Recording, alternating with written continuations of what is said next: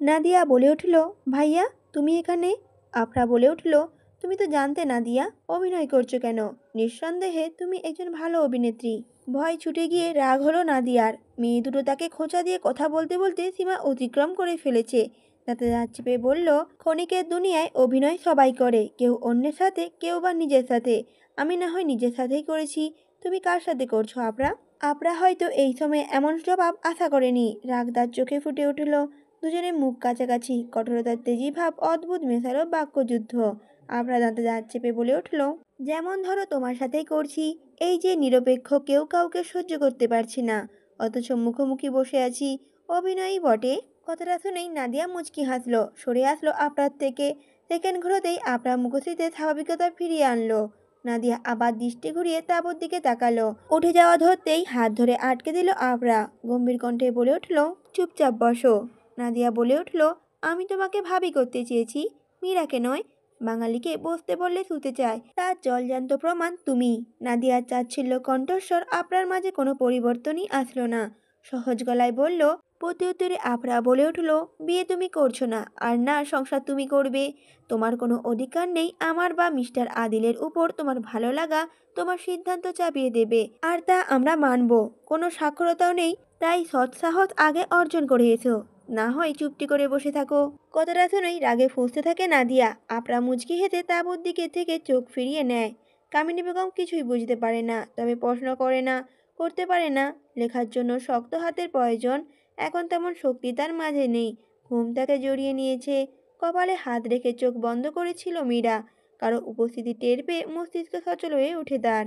চতুর মস্তিষ্ক বুঝতে বাকি রাখে না কোনো পুরুষ এসেছে। কড়া পারফিউমের ঘ্রাণ নাকে এসে বাড়ি খাচ্ছে। চোখ বন্ধ রেখেই বালিশের নিচে লুকিয়ে রাখা ছুরিটা চেপে ধরে। ঘ্রাণটা খুব কাছে টের পেতেই চট করে চোখটা খুলে ফেলে। বড় বড় রক্তিম চোখ নিয়ে ধপ করে দাঁড়িয়ে যায়। ডান হাতে থাকা ছুরিটা বুক বরাবর চেপে ধরল। থেমে গেল আদিলের পা। শান্ত চোখের দৃষ্টি পড়ে আছে কঠোর মুখশ্রীতে। আদিল মুচকি হেসে দুহাত উপরে তুলে নেয়। নরম কণ্ঠে বলে ওঠে, ফাইটার, আই ইমপ্রেস। কথাটা বলে এগিয়ে আসতে চায় আদিল, তবে বুকের উপর বসানো ছুরির মাথাটা মাংসে দেবে যেতেই দাঁড়িয়ে যায়। মীরা শক্ত কণ্ঠে বলল, এখানে কেন? প্রশ্নের উত্তর দেওয়ার প্রয়োজন বোধ করল না আদিল। প্রসঙ্গ পাল্টে বলে ওঠে, আপনার মাঝে আমি নিজেকে খুঁজে পাচ্ছি কেন? শক্ত মুখশ্রী বিচলিত ভাব ফুটে ওঠে। মীরার ভিতরটা কেমন কেঁপে উঠল। লোকটা তাকে দুর্বল করতে এসেছে, তারই হাতিয়ার তার উপরেই বর্ষাতে এসেছে। তাহলে কি আদিল মাহমুদ জানে না আজকের মীরা আর 2 বছর আগের মীরা সম্পূর্ণ ভিন্ন? নিজের ভাবনায় নিজেই বিরক্ত হয় মীরা। আদিল মাহমুদ জানবে কি করে? তার আসল পরিচয় তো সে সবার থেকে লুকিয়ে রেখেছে।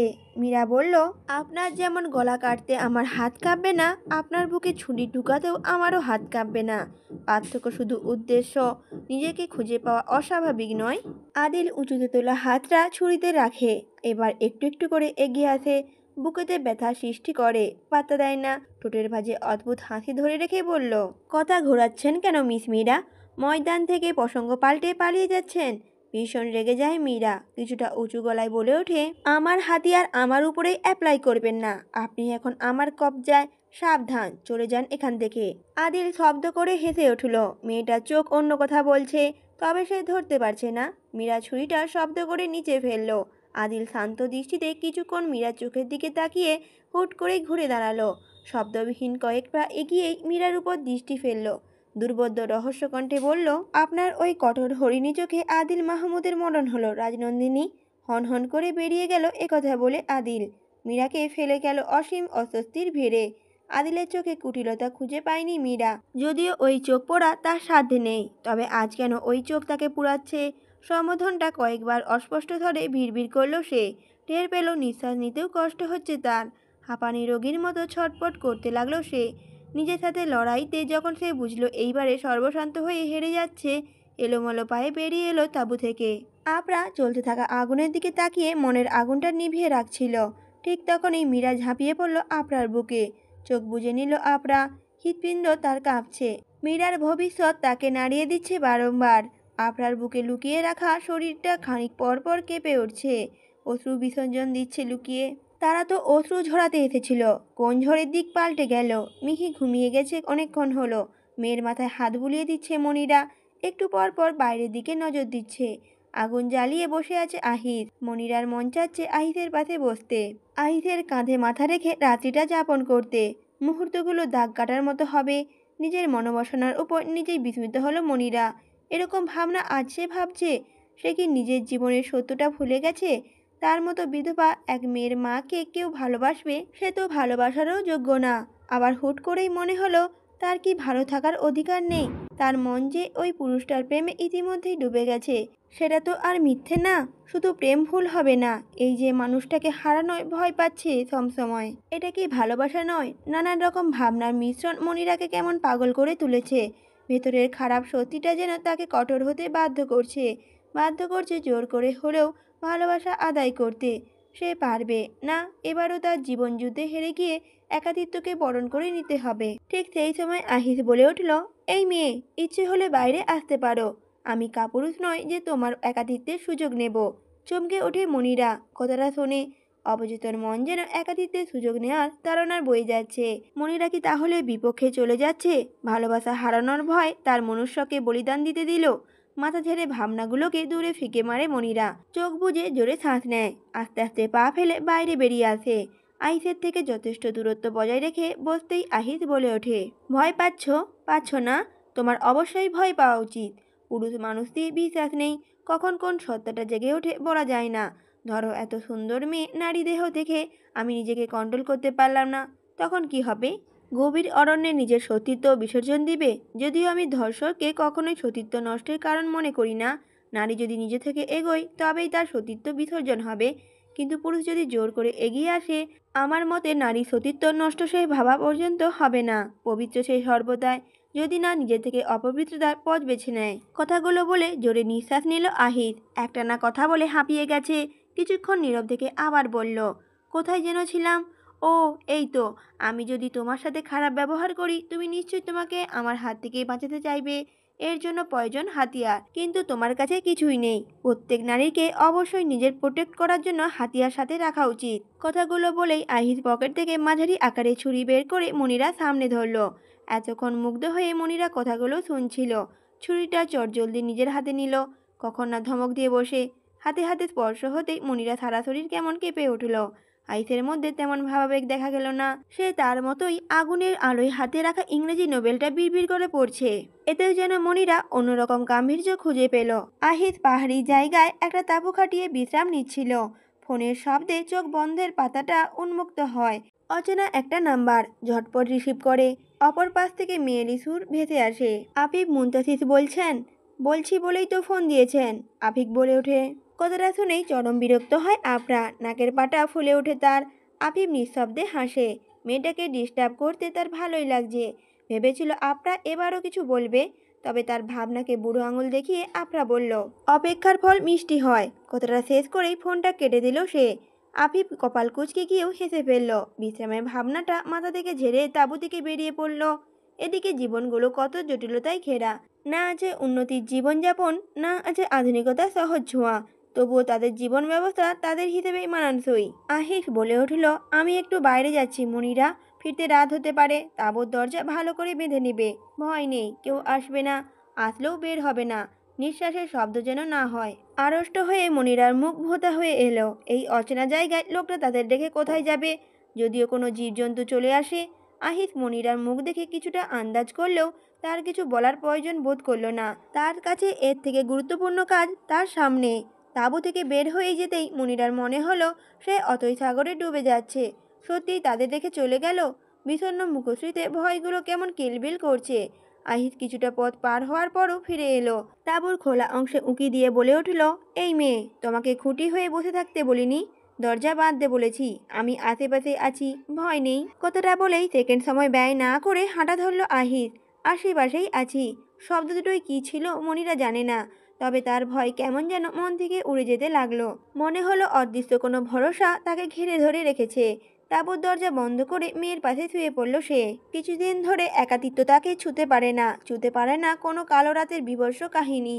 ছুতে পারে না তার মন খারাপেরা। শুধু ছুঁয়ে দেয় আহিত নামক পুরুষটি, কথার দ্বারা, কাজ দ্বারা, নয়তোবা উপস্থিতি দ্বারা। এ কোন সুখে পড়ল সে? এই সুখ কপালে সইবে তো? জ্যোৎস্না আলোয় হাঁটতে অসুবিধা হচ্ছে না আহিতের। ঝোপঝাড় গাছগাছালি আগাছা পেরিয়ে হাঁটতে থাকে আহিত। হাতে থাকা ঘড়ির টাইম দেখে নিয়ে পায়ের গতি স্থির করে নেয়। অনেকটা সময় রয়েছে। একা একা মোটেও ভালো লাগছিল না তার। ইদানিং একাকিত্বকে বরণ করে নিতে কষ্ট হয়।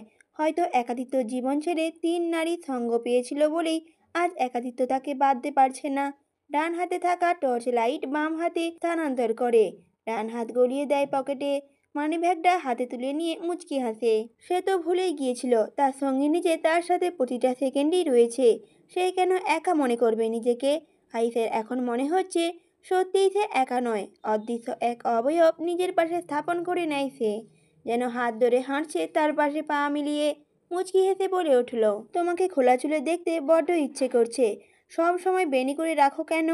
নীরা বলল, আমার যে ভালো লাগে। আহিত আবার বলে উঠল, তোমাকে নিজের করে নিতে আসি, তারপর দেখব কিভাবে বেনি করে রাখো। প্রতিটাক্ষণ চুলের ভাঁজে মুখ লুকিয়ে ঘ্রাণ নেব। মেয়েটা বুঝি লজ্জা পেল। আহিত অপলকভাবে তাকিয়ে রইল তার পাশে থেকে। ঘোরের মধ্যে বলে উঠল, লাজুকলতা প্রেমপিয়সী, আমার বুকে লুকিয়ে থাকো না। তোমার ওই লাজুক মুখশ্রী দেখে যে আমার হৃদয় কম্পমান হতে থেমে যাবে, অতপর মৃত্যু। খিলখিল করে হেসে উঠল মেয়েটি। হাসতে হাসতে চোখ দুটো কেমন ছোট ছোট হয়ে এলো। পানি জমতে শুরু করলো কার্নিসে।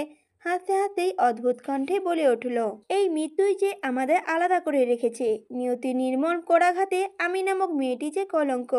ঝলসে দিল দেহ। জ্বলে যাচ্ছে আহিস। শেষ করে দিচ্ছে আমাকে। আমার ভীষণ কষ্ট হয় আহিস। আমি যাচ্ছি গো, তোমাকে একা ফেলে চলে যাচ্ছি। এলোমেলো কণ্ঠস্বর মিলিয়ে যায় পাহাড়ের বুকে। বারংবার বাড়ি খায় আহিদের কর্ণকুহরে। মেয়েটিও আস্তে আস্তে মিলে যায় কুয়াশাচ্ছন্ন পরিবেশে। দিশেহারা হয়ে খুঁজে আহিস। নেই, কোথাও নেই। আহিদের আর্তনাদ দানবীয় পাহাড় কেমন আনন্দ নিয়ে উপভোগ করে। জঙ্গলে কোথাও থেকে চাপা চিৎকার শুনে আহিদ নিজের কাল্পনিক ভাবনা থেকে বের হয়। মেয়েটা এখন তার কল্পনাতেই রাজত্ব করে। সামনাসামনি তো ধোঁয়াশা। চাপা আওয়াজকে অনুসরণ করতেই কয়েকটা যুবককে চোখে পড়ে। তার দিকেই কেমন করুণ চোখে তাকিয়ে আছে। দৃষ্টি ঘুরিয়ে নেয় আহিদ। মুখশ্রী শক্ত করে বলল, খবর কি? যুবকগুলো যেন আহিদের কথা কানেই নিল না। একজন প্রসঙ্গ ঘুরিয়ে বলে উঠল, রাজু বলল ভাবিকে এখনো খুঁজে পাননি, খুব মিস করেন না? চোখ রাঙিয়ে তাকায় আহিদ। ছেলেগুলো মাথা নিচু করে নেয়। কঠোর কণ্ঠে আহিদ বলল, প্রশ্নের জবাব কিন্তু আমি দ্বিতীয়বার চাই না। রাজু বলল, ভাই কয়েকজনকে একটু আগে বেরিয়ে যেতে দেখলাম, আমরা এখন পিছু নিতে পারবো? আহিদ কিছু না বলে পেছন ঘুরে হাঁটতে শুরু করলো। হাঁটতে হাঁটতে গলা খানিক উঁচিয়েই বলল, আজকে রাতের অল ডিটেলস ফজরের পর চাই। আগ থেকেই জানা ছিল কি করতে হবে। এবার আদিল মাহমুদ ফাঁক দিয়ে বের হয়ে গেলে একটাকেও জীবিত রাখবো না। আমি দেখতে আদর্শ, তবে ভেতরে বড্ড হারামি। ব্যস্ত হাতে ল্যাপটপে আঙুল চালাচ্ছিল আফিফ। পাশে ফোনে কথা বলছে জিয়াউল। মাঝে মাঝে অপর পাশে মানুষটার উপর চড়াও হচ্ছে। আফিফের সেদিকে খেয়াল নেই। সময় খুব কম। চটজলদি কাজগুলো না শেষ করলে সমস্যাটা তারই। কোনো দিকে তাকাবার ফুসরত নেই যেন। এমন সময় মেহলি কণ্ঠের অদ্ভুত ভাষা ভেসে আসে তার কর্ণকুহরে। মহিলাটির কথা শুনেই আফিফের হাতের আঙুল থেমে যায়। কিছুক্ষণের জন্য ভ্রুকুচকে জিয়াউলের দিকে তাকায়। ছেলেটা এখনো ফোনে কথা বলছে। অগত্যা আফিফ উঠে দাঁড়ালো। দরজার বাঁধন খুলে বাইরে বেরোতেই চোখে পড়ল সালোয়ার কামিজ পরা সুশ্রী এক মেয়েকে। আফিফ চিনতে পারল না, তবে উপজাতির কেউ ধরতে পারল। তাদের থেকে তাদের মুখশ্রী আলাদা। কিন্তু জিজ্ঞেস করার আগে মেয়েটি খানিক ঝুঁকে বলল, এই কিছু একটা বলল। আফিফ ভ্রুকুচকে তাকায়। মেয়েটির ভাষা সে বুঝতে পেরেছে। এসব তার আয়ত্তে রয়েছে। তবে মেয়েটির আসার কারণ সে বুঝতে পারছে না। মেয়েটি কিছুক্ষণ চুপ করে আফিফের দিকে তাকিয়ে রইল। তারপর চট করেই চোখ কেমন খুশিতে চকচক করে উঠল। আফিফ বিরক্তির সাথে অবাক হলো। প্রথমত সে মেয়েটির ভাষা খুব বুঝেছে। তা বুঝতে পেরেও মেয়েটি তাকে বাংলায় বুঝিয়ে অক্ষমতাটাকে নির্বাক করার প্রয়াস চালালো। দ্বিতীয় মেয়েটি এত সুন্দর বাংলা বলেছে, তবে সেসব বিষয়ে কোনো কথা না বলেই বলল, আফিফ বলল, আমি আপনার কথা সম্পূর্ণ বুঝতে পেরেছি ম্যাম। এখানে আসার কারণ যদি বলতেন উপকার হতো। কেমন একটা বিদ্রুপ মিশে আছে যেন। অনান বলে উঠল প্রত্যুত্তরে, পর্বতের চূড়ায় উঠতে গাইড লাগবে বলেছিলেন। আমাকে আপনাদের সার্ভিস দেওয়ার জন্য পাঠানো হয়েছে। ব্রুকুচকে কিছুক্ষণ ভাবলো আফিফ, তারপর বলল, আজ লাগবে না, কাল সকালে চলে আসবেন। এবার আসতে পারেন। অনান বলল, জি আমি জানি আজ এখানে আমার কোনো প্রয়োজন নেই। আমি এসেছি একটা খবর দিতে। আজ রাতে পাড়ার একটা অনুষ্ঠানের আয়োজন করা হয়েছে। সেখানে মূলত গান বাজনা নাচ লাঠি খেলা এসব হবে। পাড়ার হেড আপনাদের আমন্ত্রণ করেছেন, এও বলেছেন আপনারা থাকলে খুবই ভালো লাগবে তাদের। আপনাদের কোনো অসুবিধা হবে না, নিজ দায়িত্বে তাঁবুতে নিয়ে আসবেন। চাইলে আপনারা পাড়াতেই থাকতে পারেন। সেখানেও বুলিগুলো আউড়িয়ে ফুস করে নিঃশ্বাস ছাড়ল অনান। হাঁপ ছেড়ে বাজলো যেন। তখন আফিফের মুখশ্রীতে বিস্ময়। আজ অনুষ্ঠান হলে কেমন হবে? আফিফ দুম করে প্রশ্ন করে বলল, আপনাদের ধর্মীয় উৎসব নাকি হুট করে আয়োজন করা হয়েছে? অনান প্রতি উত্তরে বলে উঠল, না না, ধর্মীয় নয়, অনেকদিন হলো গান বাজনার আয়োজন হয় না। হুট করেই কেন আজকের রাতটা ঠিক করলো আমি সঠিক জানি না। হেড আমাকে এও বলেছে আপনাদের চোখে চোখে রাখতে, দুদণ্ড সময় ও চোখের আড়াল না করতে। তাই এখন থেকে আমি আপনাদের সাথেই আছি। কথাগুলো বলেই অনান ভেতরে চলে গেল। আফিফ তাজ্জব হয়ে অনানের যাওয়া দেখলো। খটকাটা ঠিক জায়গায় লেগে গেছে। আজ রাতে প্রোটেকশনের জন্যই এমন আয়োজন বুঝতে বাকি রাখেনি আফিফ। তবে মেয়েটি তাকে সরাসরি কেন বলল? আচরণে কেমন বাচ্চা বাচ্চা ভাব। সত্যিই কি বাচ্চা নাকি না মেয়েটা ভান ধরছে ধরতে পারল না আফিফ। মাথায় জট পেকে যাচ্ছে। কয়েক কদম এগিয়ে আফিফ ঘাসের উপরে বসে পড়ল। হিসেব মিলেও যেন মিলছে না। অনান ভেতরে গিয়ে বসে পড়ে। জিয়াউল পেছনে ঘুরে তখনও ফোনে কথা বলছিল। কারো উপস্থিতিতে ঘুরতেই চোখ বড় বড় হয়ে যায় তার। অনান অস্বস্তিতে পড়ে নিজের মুখ ঢাকার প্রাণপণ চেষ্টা করে, তবে নিয়তি আজ তার সাথে ঠাঁই দেয় না। কিছুটা জোরে চেঁচিয়ে বলে ওঠে, জিয়াউল, তুমি তুমি এখানে কি করছো? দেখো তোমার পিক আমার ফোনে নেই, আবার কি চাই? ছবির কথা বলতেই জিভেতে কামড় বসায় অনান। চটজলদি মানানোর মতো করে বলে ওঠে, ওসব কথা তুলে লজ্জা দিবেন না প্লিজ। আমি আসলেই বান্ধবীদের পাল্লায় পড়ে ওরকম করে ফেলেছি। পরে আপনার ফোন ফেরত দিয়েছিলাম এক আপুকে দিয়ে। জিয়াউলের রাগ তবুও কমে না। কমবে কি করে? এই মেয়েটার জন্য শুধু শুধু তার বকা শুনতে হয়েছে। তেরে যেতে নিয়েও থেমে যায় সে। মেয়েদের সাথে ঝগড়া করতে পারে, তবে অসম্মান নয়। ঠোঁট কামড়ে রাগ নিবারণ করার চেষ্টা চালায় সে, তবে পারে না। বারবার মনে হয় এই মেয়েটার জন্যই পুরো একটা রাত তার অসহ্য মাথা ব্যথা ছিল। সারা শরীর ভর্তি টেনশন ছিল। রেগে তাঁবু থেকে বের হয়ে যায়। রাগটা কমানো উচিত। জ্যোৎস্না রাত, প্রকৃতি যেন সৌন্দর্য ঢেলে দিয়েছে। চারপাশ কেমন আলোয় জলজল করছে। চুপচাপ বসেছিল আফিফ। হিসেব মেলাতে মেলাতে কখন যে প্রকৃতির রূপে মুগ্ধ হয়ে হিসেব ভুলে গিয়েছে সেটা টের পায়নি। টের পেল কারণ উপরে রিমঝিম শব্দে। কর্ণকুহরের রহস্যময় ছিদ্রপথে শব্দ ঢুকে গিয়ে মস্তিষ্ককে কেমন উত্তেজিত করে তুলল। সারা শরীরে অদ্ভুত হাওয়ায় ছুটোছুটি। চোখ তুলে আশেপাশে তাকায়। শব্দের উৎস খুঁজে না পেয়ে দাঁড়িয়ে যায় সে। এদিক ওদিক তাকিয়ে হাঁটতে থাকে চোখ ঘুরিয়ে। শব্দটা ক্রমশ নিকটবর্তী হচ্ছে। দাঁড়িয়েই পড়ে সে। ওই যে অদূরে কারো ছায়া দেখা যাচ্ছে। সাদা এলোমেলো শাড়ি, আঁচল লেপ্টে আছে জমিনে। হাঁটুর নিচ পর্যন্ত চুলগুলো মৃদু বাতাসে উড়ছে। সাথে নপুরে ঝমঝম শব্দ। আফিফের মনে হলো বুকটা ছড়াৎ করে উঠল। ক্রমশই তার হৃদস্পন্দন বেড়ে যাচ্ছে। বেড়ে যাচ্ছে পায়ের ঈষৎ কাঁপুনি। দাঁড়িয়ে থাকতে না পেরে আফিফ ঘাস ধরে বসে পড়ে মাটিতে। চোখের দৃষ্টি পরিবর্তন হয় না। চোখের দৃষ্টি একইভাবে পড়ে আছে এলোকিসি মেয়েটির দিকে। আস্তে আস্তে ছায়াটা মিলিয়ে যেতে থাকে। এক সম্মোহনী ঘোরে এগিয়ে যেতে থাকে আফিফ। নাগাল পায় না, থেমে যায়। তৎক্ষণাৎ মস্তিষ্ক তার সচল হয় না। অদ্ভুত অনুভূতি টের পায় নিজের মধ্যে। এটা কি চট করে প্রেমে পড়ার লক্ষণ? শুধুমাত্র এলোমেলো শাড়ি, চুলের গোছা দেখে প্রেমে পড়া যায়? প্রশ্নের উত্তর পেল না আফিফ। শুধু অস্পষ্ট স্বরে বলে উঠল, কোলাহল মুক্ত নির্জন পথ, পূর্ণিমা আলোয় প্রকৃতির জলজল ভাব বিস্তৃত।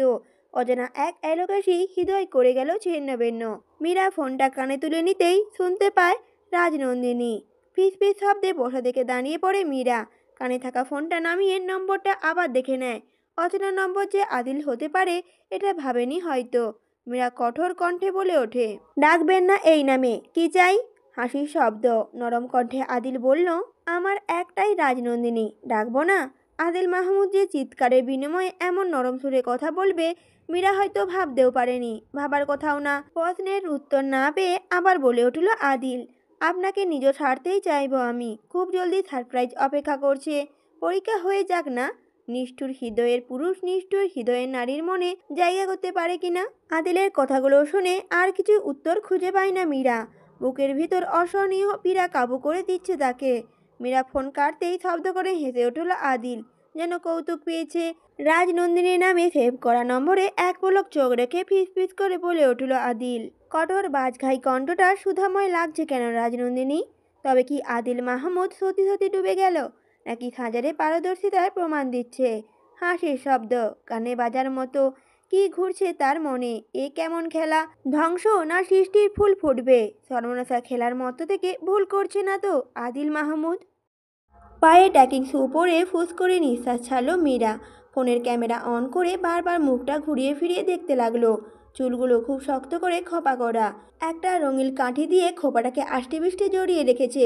প্রসাধনীবিহীন মুখটা স্নিগ্ধ ও গম্ভীর। ঠোঁটে হালকা লিপস্টিক মিশিয়ে পেছনে দাঁড়ালো মীরা। দেখলো আপরার দিকে। আপরাও একই পোশাকে আবৃত, পার্থক্য শুধু চুলগুলো। মীরা চোখে মুগ্ধতা, হাত বাড়িয়ে দিল চুলের ভাঁজে। আপ্লুত কণ্ঠে বলে উঠল মীরা, যত্নবিহীন এত সুন্দর চুল? আফরা বলল, কে বলল যত্ন নিই না? আপনার পাল্টা প্রশ্ন। মীরা খানিক অবাক হলো।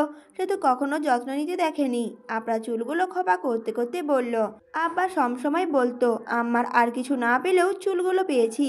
আম্মা চুল সামলাতেই হিমশিম খেত। কখনোই একা শ্যাম্পু করতেই পারতো না, ঠিকভাবে পরিষ্কার হতো না, জট পেকে যেত। আম্মার বিয়ের আগে নানু ও মামা সাহায্য করত, আর বিয়ের পর আম্মার চুলের দায়িত্ব তো আব্বাই নিয়েছিল। কি যে পাগলামি করতো! আম্মা তো মাঝে মাঝে বিরক্ত হয়ে চুল কেটে ফেলতে চাইতো।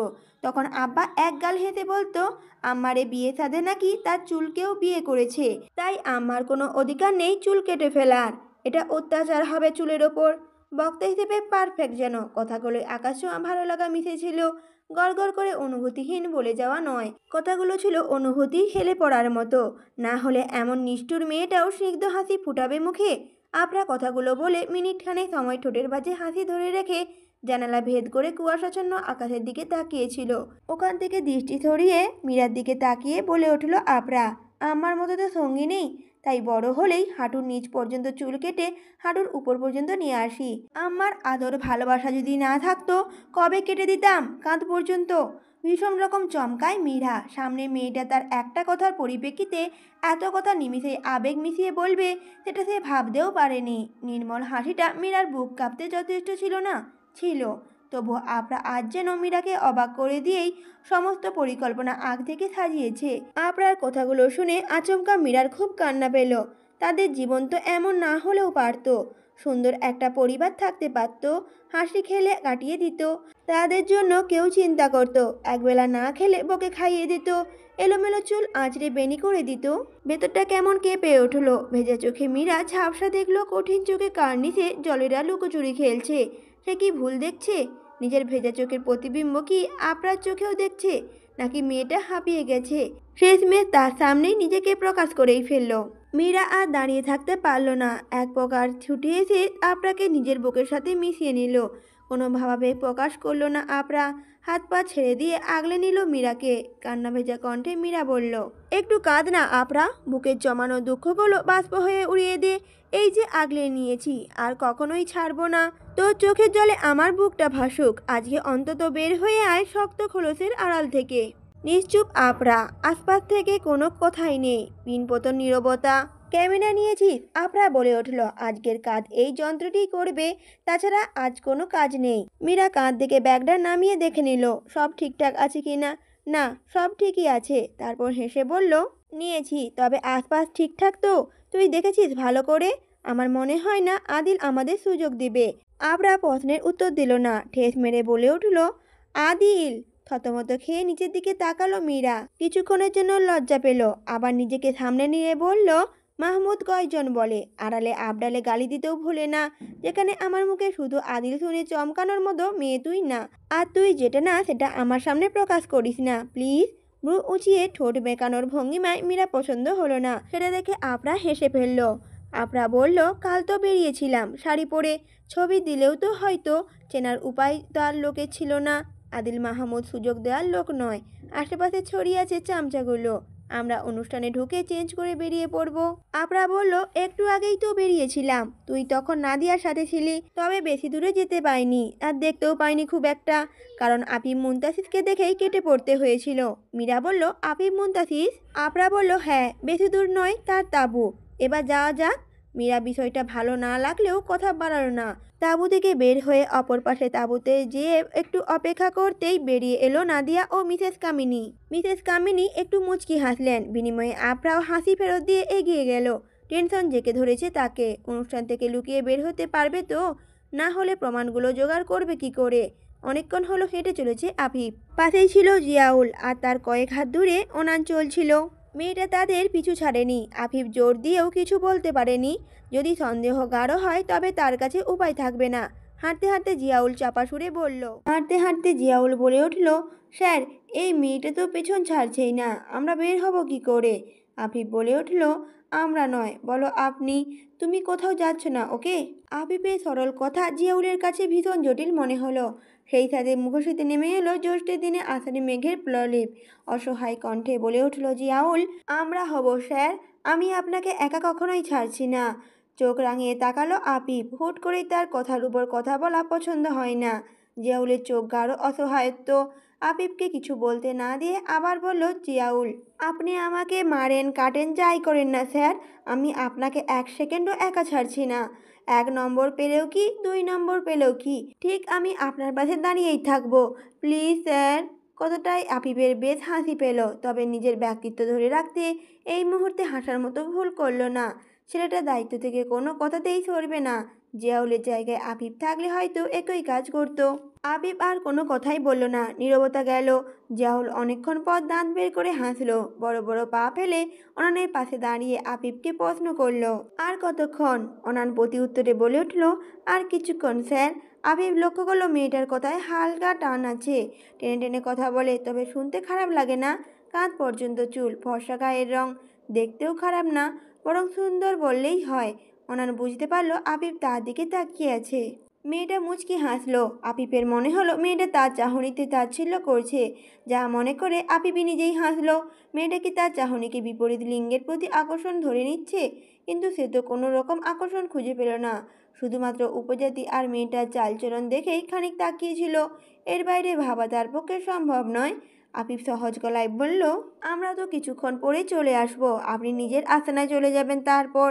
আনান বলল, ক্ষমা করবেন স্যার, উপর থেকে নির্দেশ আছে, আজ রাতে আপনাদের একা ছাড়া যাবে না। প্রচণ্ড বিরক্ত হলো আফিফ। মেজাজ প্রচণ্ড খারাপ হলো। মেয়েটা তাকে বারবার বিপদের ইঙ্গিত দিচ্ছে। সে স্পষ্ট বুঝতে পারছে তাকে যে নজরে রেখেছে, আর এলোমেলো কিছু হলেই বন্দি হতে হবে মেয়েটা বারবার কথার দ্বারা বুঝিয়ে দিচ্ছে।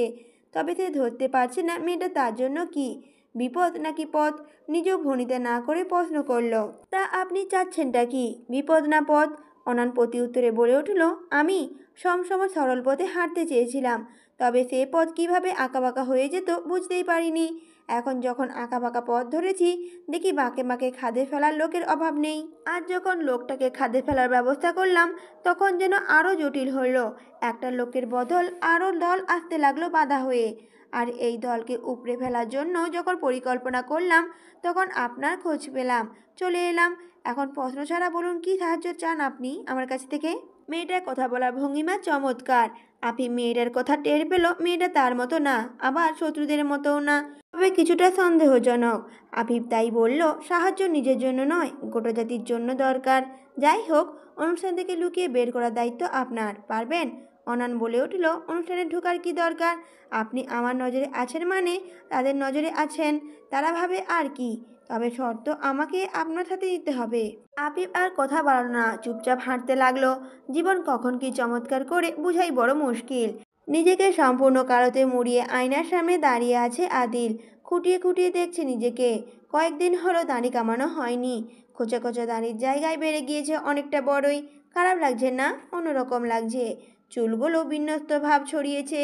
অবিন্যস্ত বড় চুলগুলোতে নিজেকে দেখে চমকালো আদিল। এভাবে নিজেকে কখনো খুঁটিয়ে খুঁটিয়ে দেখা হয়নি। স্কিন কেয়ার করেছে, ত্বক সফট রাখার জন্য ক্রিম ব্যবহার করেছে, তবে এভাবে কখনোই দেখা হয়নি, মনেই হয়নি এমন। আজ হঠাৎ কেমন মনে হলো সেটাই আদিল ভেবে পেল না। তাও আবার এখন এমন সময় এত রাতে। এইভাবে কারণ কি? মীরার কথা ভাবতেই আদিলের ঠোঁটের ভাঁজে অন্যরকম চঞ্চলতার দেখা মিলল। ব্যাগ হাতড়ে কিছু কাগজ বের করে নজর বুলালো একবার করে। হাত বাড়িয়ে ছুঁয়ে দিল, বিড়বিড় করে বলল, তোমাকে চিনতে এতটা দেরি হলো কেন রাজনন্দিনী? আদিল মাহমুদগি এই একটি কারণেই হেরে গেল নিজের সাথে। অন্যায় করেছো তুমি, এর দাম অবশ্যই তোমাকে দিতে হবে, সে হোক জীবন দিয়ে। কথাগুলো শেষ করে কাগজগুলো নিজের জায়গা মতোই রেখে দিল। আয়নার সামনে ফিরে এসে মুখে মাস্ক লাগাতেই নিস্তব্ধতা তারকে কাটিয়ে দিয়ে ইলেকট্রনিক যন্ত্রটি বেজে উঠল অপরপক্ষে বার্তা নিয়ে। ফোন তুলল আদিল, তবে চুপ করে রইল। অপর পাশ থেকে কিছু বলতেই গম্ভীর কণ্ঠে বলে উঠল আদিল, নিজের সাধ্যমতো মাল হাতে নিতে বলবে। আজ অন্তত কারোর মৃত্যু চাই না, এতে আমার লস। আমি বর্ডারে পৌঁছে যাব, সাবধান, চারপাশের অবস্থা ভালো না। এমনভাবে নিজেকে ঢেকে রাখবে যে জন্ম দিয়েছে সেও যেন চিনতে না পারে। অপর পাশে লোকটি কথাগুলো শুনে কেটে দিল। আদিল হুট করে মাস্ক খুলে কালো কাপড় দ্বারা মুখ কপাল ঢেকে নিল। চোখ দুটো ছাড়া দেখার কিছুই নেই। চেনা যাচ্ছে না। মেশিন তিনটে প্যান্টের পকেটে ঢুকিয়ে বের হলো বাড়ি থেকে। অপরাধ করুক, সমস্যা নেই, তবে কেউ দেখে ফেললেই সমস্যা যেন। ভদ্রলোকের মুখোশ খুলে যাবে যে, সমাজের মানুষ ছিছি করবে। অপরাধ ধরা পড়া যে ফাঁসির সমান। ব্যবসা করা খারাপ না, সে হোক অসৎ উপায়ে। আদিলের মন বলছে আজ কিছু একটা হবে আজ। হাতে ক্যামেরা নিয়ে অলস ভঙ্গিমায় দাঁড়িয়ে আছে মীরা। দৃষ্টি তার বর্ডারের কাজ ঘেঁষে দাঁড়িয়ে থাকা কালোতে আবৃত মানুষগুলোর ওপর। আলো অন্ধকার একসাথে গ্রাস করে নিয়েছে। ক্যামেরার কাজ এমনিতেই ঠিকঠাক হতো না, এর মধ্যে বৃষ্টি যেন প্রতিপক্ষে জয়ের উল্লাসে মেতে উঠেছে। হাতটাকে মেনে নিতে বাধ্য হয়েও ঠিক হজম হচ্ছে না দুজনের। খানিক পর পর মুখের রং পাল্টে যাচ্ছে আবরার। মীরা এক পলক আবরার দিকে তাকিয়ে দৃষ্টি ফিরিয়ে বলে উঠল, নেমে যাবি? উপায় নেই। আবরা বলে উঠল, দেখে ফেললে সকল পরিকল্পনা বানচাল হয়ে যাবে, যা চাইছে না। আবরার জবাবে বিরক্ত হলো মীরা। মেয়েটা বলে এক করে এক। ক্যামেরাটা গলায় ঝুলিয়ে বলল মীরা, যেখানে ঝুঁকি বেশি সেখানে লাভও বেশি। Let's go. মীরার কথা শেষ হওয়ার মাত্রই এক প্রকার ঝাঁপিয়ে পড়ল আবরা। মাসের ট্রেনিং ধরে এমনভাবে দৌড়াতে লাগলো, প্রফেশনাল বলেই মনে হলো। তবে হুট করে বাস থেকে হাট ছুটে গেলে জীবনের মায়ার সমাপ্তি বান্দরবানের মাটিতেই করতে হবে। পথটা সহজ নয়। চিন্তিত মুখশ্রীতে ভরপুর উৎকণ্ঠা। বাঁশপাতায় জমে থাকা বৃষ্টির পানি ঝুমঝুম করে মেয়েটির শরীরে পড়ছে। দুজনেই ভিজে একাকার। তীব্র জ্বরও আসতে পারে, সেদিকে কারো খেয়াল নেই। তাদের কাজটার চেয়ে গুরুত্বপূর্ণ আর কিছুই নয় যেন এখন। দীর্ঘ পথ অতিক্রম করে চারপাশ নজর বুলালো দুজন। কোনো রকম অনুষ্ঠান থেকে পালিয়ে এসেছে, কেউ দেখে ফেললে সর্বনাশ। পাহাড়ের আঁকাবাঁকা সরু পথ ধরে হাঁটতে হাঁটতে ক্লান্ত দুজন। পাহাড়ের চূড়া থেকে দূরত্বটা কম মনে হলেও এখন মনে হচ্ছে সময়টাতে ঢাকা চলে যাওয়া সম্ভব। নেহাতি তাদের ভাবনা। ফিসফিসানি আওয়াজে আপনা আপনি থেমে যায় তাদের পা। সতর্কিত দৃষ্টিতে পরখ করে যতদূর চোখ যায় মুখ চাওয়াচাওয়ি করে দুজনে একসাথে পকেটে হাত গলিয়ে দিল। ধারালো অস্ত্র হাতের ভাঁজে রেখেই এগিয়ে এলো অসীম সাহসে। পাহাড়ের বাঁক পেরোতেই দুটো লোককে নজরে পড়ল।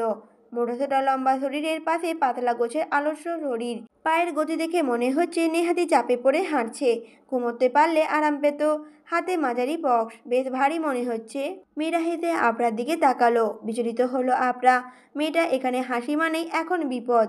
মাথা দিয়ে না করার সুযোগটাও মিলল না আবরার। পূর্বেই মোটা লম্বা লোকটার উপর ঝাঁপিয়ে পড়ল মীরা। গলা দিয়ে শব্দ বের হলো না তার। শব্দ বের হতো যদি মীরা লোকটাকে মাটিতে ফেলে দিয়ে মুখ চেপে না ধরত। হয়তো এতক্ষণে বন্দিও থাকতে হতো। গোটা কয়েকশো জন লোকের মধ্যমণি থাকতো তারা, যারা বৃষ্টি চোখের দৃষ্টি দ্বারা সেকেন্ড সেকেন্ড কামনার মেটাতো। মীরা সেরকম সুযোগ দিল না। হাতে থাকা ছুরিটা চালিয়ে দিল ঘাড়ের পাশে। মরবে না, অজ্ঞান হয়ে পড়ে থাকবে। যদিও মরলে মীরার কিছু যায় আসে না। পাশের হ্যাংলা পাতলা লোকটা হতভম্ব হয়ে দাঁড়িয়ে থাকলো। অচেনা কাউকে এমন জায়গায় দেখতে মানতে পারছে না। হতভম্ব ভাব কাটিয়ে লোকটা যখন খেয়াল হলো বিপদ আগত, চিৎকার করার জন্য হাঁ করতেই আপরা দৌড়ে গিয়ে ঘাড়ে পাঁচ করলো। সঙ্গে সঙ্গে পাতলা শরীরের লোকটা নেতিয়ে পড়ল মাটিতে। ফুস করে নিঃশ্বাস ফেলে হাঁপ ছেড়ে বাঁচল যেন। চোখ রাঙিয়ে মীরার দিকে তাকাতেই মীরা গা বাঁচিয়ে হাসলো। পরক্ষণে ভাবলেস কণ্ঠে বলে উঠল আপনাকে। জবাবে কিছু বলল না আবরা। ক্যামেরা বেস করে বক্সটার ছবি তুলল ঘুরিয়ে ঘুরিয়ে, তবে কোথাও কোনো নামের চিহ্ন পেল না। মাহমুদ রাজের নিজ উদ্যোগেই এমনভাবে তৈরি করে বুঝতে অসুবিধা হয় না কারোর। এবার মীরা বক্সটা খুলল। খোলা মাত্রই ভেতরে দৃশ্যমান বস্তুগুলো বিস্ফোরিত হয়ে নিল দুজনেই হৃদয়ের। আবরার যেন মীরার চোখের করুণায় হয়তো প্রকট। কাঁপছে কেন মেয়েটা? অতিথিকে বের হতে পারেনি? মনের প্রশ্নগুলো মনের মাঝে লুকিয়ে রাখলো আবরা। ভালো করে পরখ করলো, সবগুলো ঠিক বস্তু নয়। মানুষের মধ্যে থাকা বাঁচার অঙ্গগুলো, যেগুলোর একটা বিকলাঙ্গ হলেই মৃত্যু ধেয়ে আসতে চায়। কিডনি, লিভার, হৃৎপিণ্ড, বোন ম্যারো ও হাতের মঞ্জা, ডিম্বাণু, চোখের মণি, রক্ত, পিঞ্জকোষ।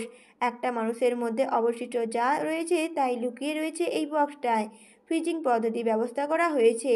আবরা দ্বিতীয় বক্সটা খুলে একই রকম পেল না। বক্সটা বেশ বড়, মোটাসোটা লোকটাই এটা বহন করেছে। খানিক কেঁপে উঠল আবরা। এ যেন জ্যান্ত মানুষ শুয়ে আছে, শুধু লোকটার চোখ বন্ধ। আচ্ছা, চোখটা হুট করে খুলে গেলে কি হবে? তাকে বন্দি রাখার জন্য লোকটা তাদের দায়ী করবে, ঝাঁপিয়ে পড়ে বাঁচার লড়াই করবে। নিজের অদ্ভুত ভাবনায় হঠাৎ নিঃশ্বাস ফেলল আবরা। প্লাটিনেশনের মাধ্যমে কেবল জৈবিক শরীরে অঙ্গকোষ নয়, গোটা শরীরকে সংরক্ষণ করা হয়। মানুষ মারা যাওয়ার পর থেকেই তার শরীর দ্রুত পচতে শুরু করে। প্রথমে শরীরে থাকা এনজাইম কোষগুলো অবমুক্ত হতে শুরু করে এবং এক পর্যায়ে গোটা শরীরে থাকা ব্যাকটেরিয়া এবং মাইক্রো অর্গানিজমগুলো পচতে শুরু করে। শরীরে থাকা পানি এবং চর্বি সরিয়ে তার জায়গায় পরিমাণ ঢুকিয়ে প্লাটিনেশন এই পচে যাওয়াকে রোধ করে। প্লাটিনেশনে শরীরের ব্যাকটেরিয়াগুলোকে টিকে থাকতে দেয় না, ফলে শরীরও আর পচতে পারে না।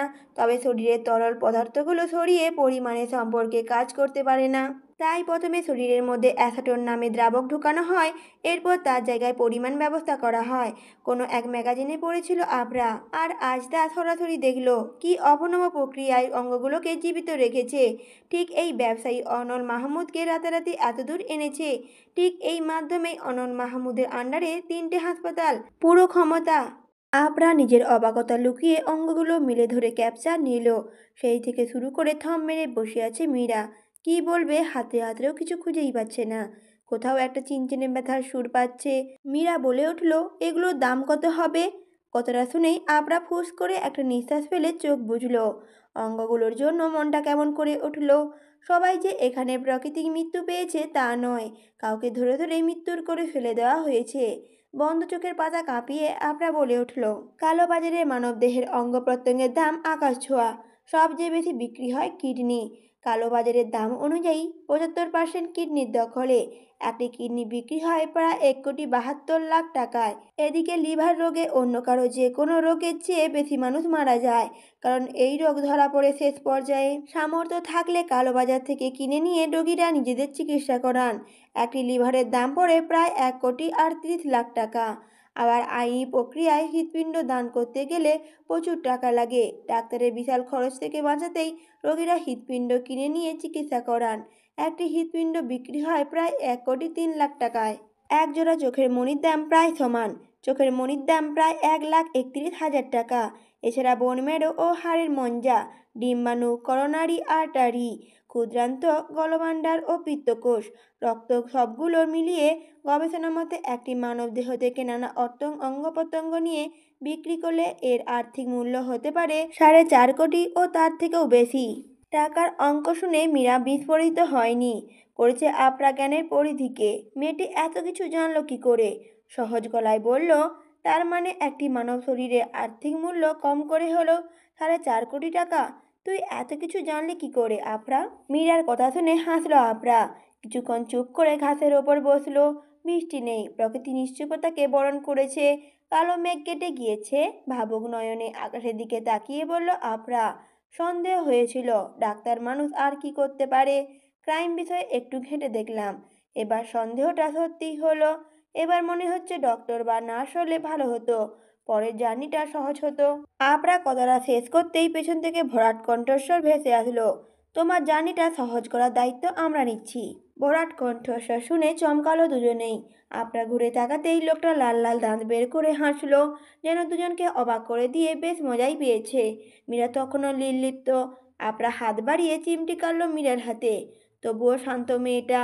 এবার কপালে ভাঁজ পড়ল আবরার। মেয়েটা কি বেশি ভেঙে পড়েছে? এখন যে দুঃখ বিলাসের সময় নয়। লোকগুলোর মধ্যে সর্দার গোছের লোকটার পরনে লুঙ্গি কেমন এক ভঙ্গিমায় পড়েছে ঠাউর হলো না আবরার।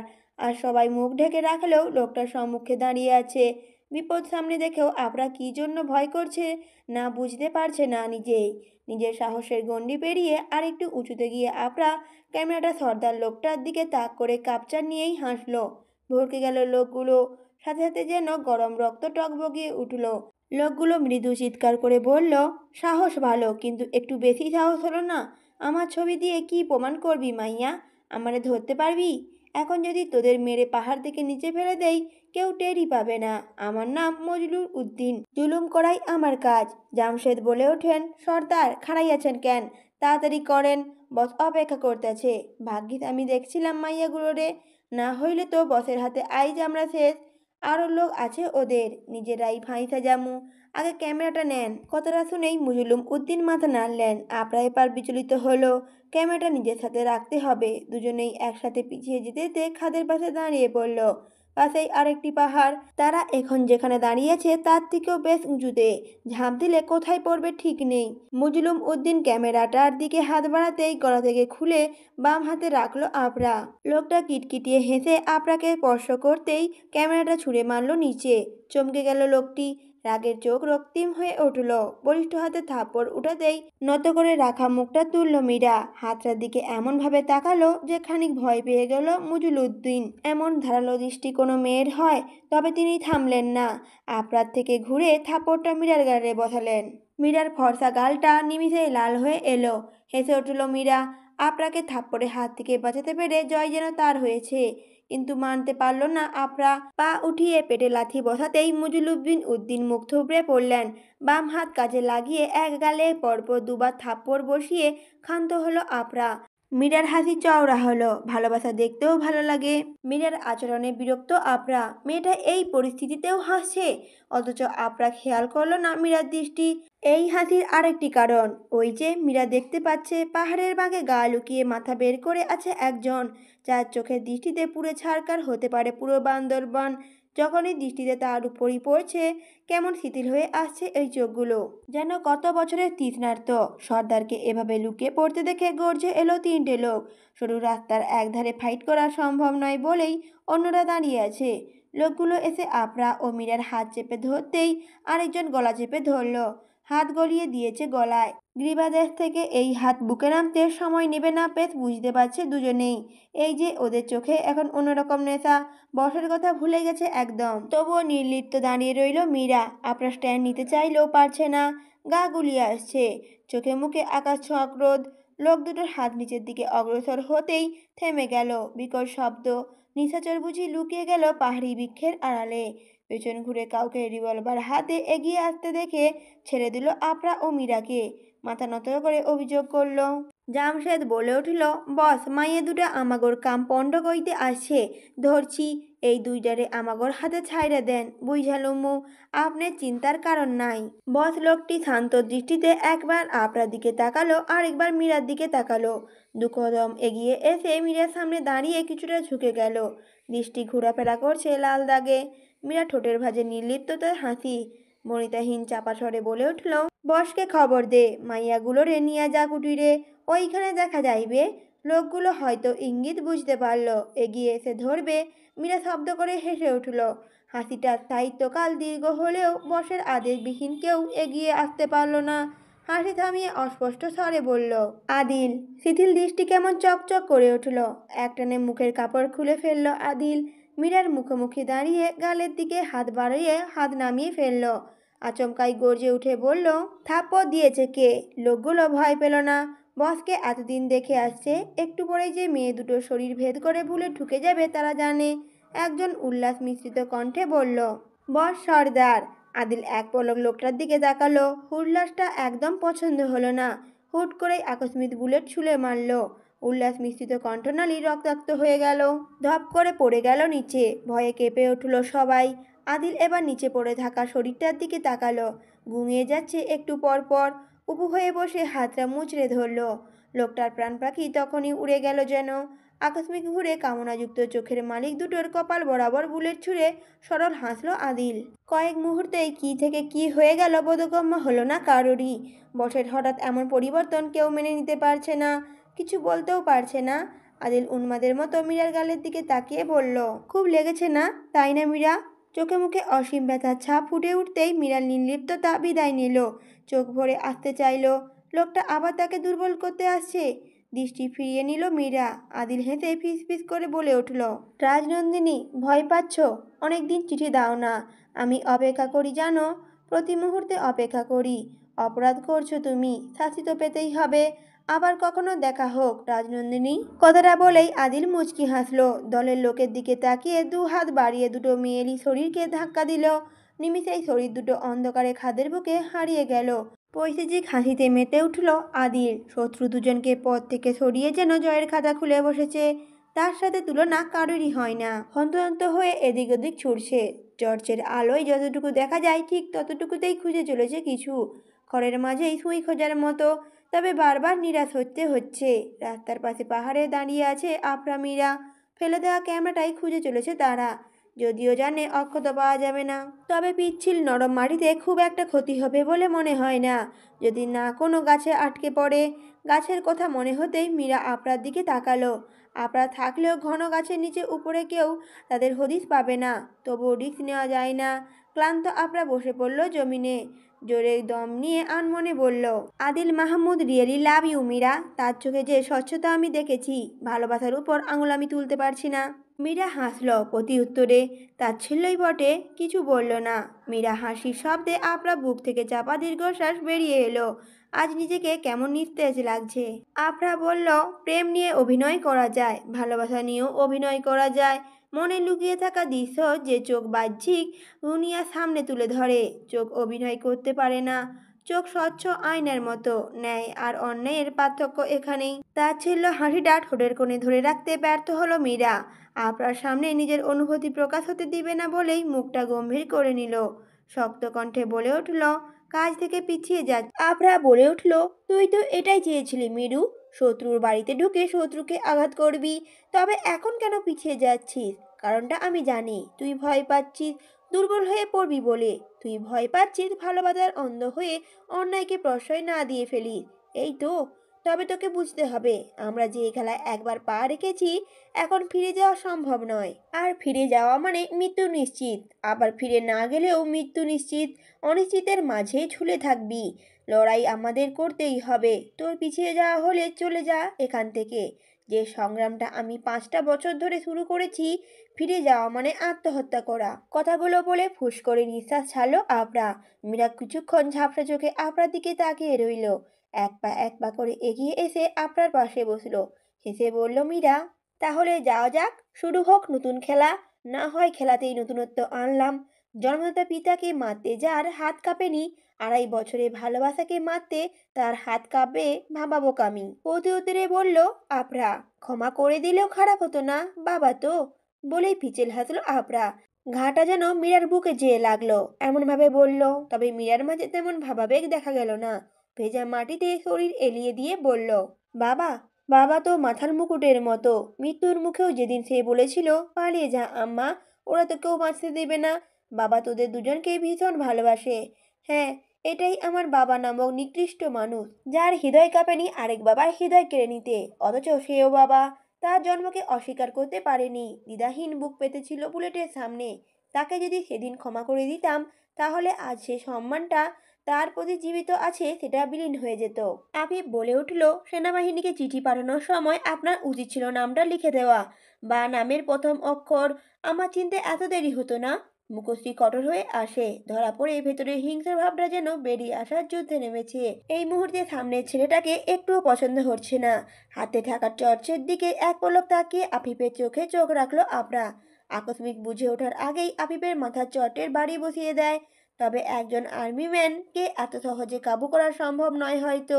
ঝটপট নিচু হয়ে আপরার হাত আঁকড়ে ধরে আফিফ। জয়ের হাসি মুখশ্রীতে খেলা করে। টাল সামলাতে না পেরে আফিফের বুকে পিঠ ঠেকিয়ে দাঁড়ায় আপরা। আপরা রাগে ফুঁসতে থাকে, চোখের রক্তিম ভাব কমার বদলে বেড়ে যায়। হুট করে কি যেন হয়ে গেল, মীরাও বুঝে উঠতে পারে না। ক্যামেরাটা হাতে ধরেই হাঁ হয়ে দাঁড়িয়ে থাকে। এত ছোট বিষয়ে আপরাকে সে কোনোদিনও এত রেগে যেতে দেখেনি। আজ দেখে কথা বলার শক্তিই হারিয়ে ফেলেছে।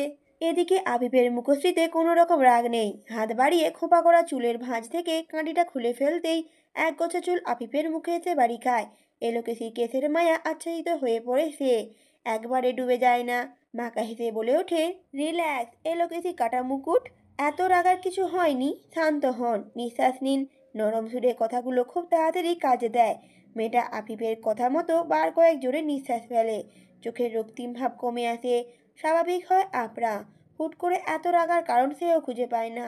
এক ঝটকায় আফিফের থেকে দূরে সরে আসে। চোখ ছোট ছোট করে আপরা বলে ওঠে, কি নাম বললেন? কি নাম বললেন? আফিক বলে উঠল, চলি মিস আফরা, আপনার সাথে খুব শীঘ্রই আবার দেখা হবে। আর হ্যাঁ, শাড়ি পরে লুকিয়ে বের হওয়ার আগে আশেপাশে কেউ আছে কিনা দেখে নিতে হয়। আর হ্যাঁ, মিসেস কামিনী বেগম কিন্তু অতটাও বোকাশোকা নয়। একথা বলেই বড় বড় পা ফেলে আড়াল হয়ে যায় আফিফ। আপরা তপ্ত নিঃশ্বাস ফেলে মীরার দিকে তাকায়। তাড়াহুড়ো করে দেখা হয়নি কামিনী বেগমকে, সেটাই ভুল হলো। তবে আফসোস নেই, মীরা মিটমিটি হাসছে। আপনার ভ্রুকুচকে তাকাতেই মীরা বলল, বাহ, চমৎকার সম্বোধন, এলোকেসি কাটা মুকুট। মীরার কথায় আপরা আর কিছুই জবাব দেয় না। মীরা কিছুক্ষণ অপেক্ষা করে আবার বলল, আপে মুনতাসিস, আমরা ইমনাত, খারাপ হবে না, বরং বেস্ট একটা কাপল হতে পারবে। প্রতি উত্তরে আফরা বলে উঠল, চোর পুলিশ একই সূত্রে গাঁথা থাকলেও তাদের বাসস্থান কখনোই এক হয় না। চোর থাকে কারাগারের ভেতরে অন্ধকারে, আর পুলিশ থাকে কারাগারের বাইরে আলোতে। পিনপতন নীরবতা। মীরা আর কিছু বলার খুঁজে পায় না। দুজন নারী হাঁটতে থাকে নিঃশব্দে, মনের মাঝে হাজারো অনুভূতির কিলবিল। জীবন আজ কোথায় এনে দাঁড় করিয়েছে। অন্ধকার বাড়িটিকে গ্রাস করে নিয়েছে। কোনো এক ঘরে টিমটিমে আলো জ্বলছে, ঠাউর করার মতো নয়। দারোয়ান নাসিকারন্ধ একটু পর পর ফুসফুস করে শব্দ ছড়াচ্ছে, হাঁ করে নিঃশ্বাস নিয়ে ফুস করে ছেড়ে দিচ্ছে। গভীর ঘুমের লক্ষণ। দারোয়ানের ঘুমটা একটু আলগা হতেই দারোয়ান ঢুলু ঢুলু চোখ নিয়ে দাঁড়িয়ে পড়ল। আসমানি ধরতে পারল না। সে তো চুপচাপ করে এসেছিল দারোয়ানকে চমকে দিবে বলে, কিন্তু উল্টো দারোয়ানই তাকে চমকে দিল। মিনিট খানেক পরে দারোয়ান কপাল বরাবর ডান হাত তুলে স্যালুটের ভঙ্গিমা দেখাতেই আসমানি নিজের হাসি ধরে রাখতে পারল না। খিলখিল করে হাসতে লাগলো। হাসির শব্দে যেন মাহমুদ বাড়ি জেগে উঠল। চারপাশ শুধু হাসির শব্দটাই প্রতিধ্বনিত হতে থাকলো। আসমানি হাসির শব্দে চমকে সোজা হয়ে দাঁড়ালো বৃদ্ধ দারোয়ান। নিবু নিবু ঘুম জড়ানো চোখ বেশ বড় আকার ধারণ করেছে। সামনে দাঁড়ানো কন্যাটিকে দেখে তার সদ্বুদ্ধি ফিরে এলো। লজ্জায় আরম্ভিত মুখ নত হয়ে এলো। বছর দুয়েক হলো দারোয়ান চাকরিতে রয়েছে। মানুষকে ঘুমকে মরার ঘুম বলে সাথে তুলনা করা হয়, তার কাছে এটা ঘুমই নয়। বাগানে আম গাছ থেকে মৃদু শব্দে একটা আম পড়লেও তার কানে এসে বাড়ি খায়। তাই একটা মানুষ আসলে জানাটা অসম্ভব নয়। তাই ঘুমিয়ে খাড়া হয়ে অনল মাহমুদে স্যালুট জানায়। মাতাল অনল মাহমুদ হয়তো ধরতে পারে না, তবে এই স্যালুটের মধ্যে যে কোনো রকম সম্মান থাকে না বৃদ্ধটি বেশ ভালো করেই জানে। আসমানি তখনও হাসছে। আসমানি হাসিতে বৃদ্ধটি ইজ্জত ভঙ্গিমায় এগিয়ে গেল। আসমানি শব্দহীন ঠোঁট টিপে হেসে দাঁড়িয়ে রইল। হাসির ছলকে এক প্রকার কৌতুক মিশে রয়েছে। তাকে অপমান বোধ জন্মায় না বৃদ্ধের। মেয়েটির চোখ মুখ অত্যন্ত সরল, বড্ড মিষ্টি।